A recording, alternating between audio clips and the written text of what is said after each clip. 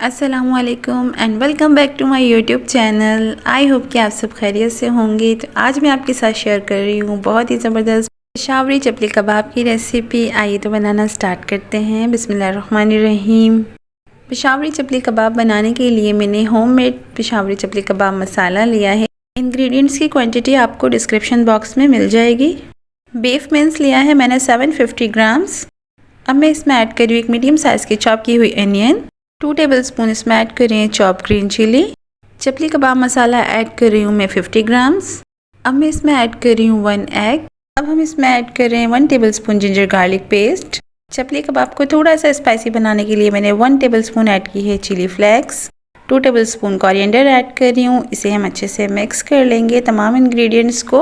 और देखिए मिक्सिंग हमारी अच्छे से हो चुकी है।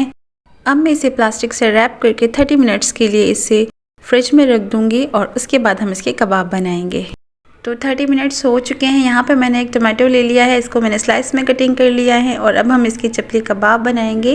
तो यहाँ पर चपली कबाब को आपने ज़्यादा थिक नहीं करना है। उसके सेंटर में हम एक टमाटो का स्लाइस रख लेंगे, उसे अच्छे से प्रेस कर लेंगे और इसी तरीके से मैं तमाम चपली कबाब रेडी कर लूँगी।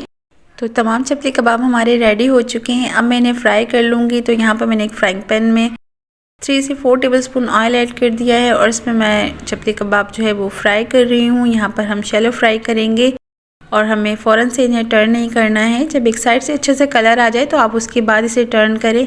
तमाम चपली कबाब को हम इसी तरीके से फ्राई कर लेंगे और यहाँ पे कबाब हमारे रेडी हो चुके हैं। इन्हें मैं निकाल लूँगी। अब मैं आपको फाइनल लुक दिखाती हूँ।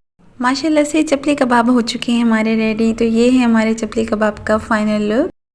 आई होप कि ये रेसिपी आपको पसंद आएगी। अगर रेसिपी पसंद आए तो इसे लाइक करें, शेयर करें और मेरे चैनल को सब्सक्राइब करें। मिलते हैं नेक्स्ट वीडियो में एक अच्छी सी रेसिपी के साथ। दुआओं में याद रखें, अपना बहुत सारा ख्याल रखें। अल्लाह हाफिज़।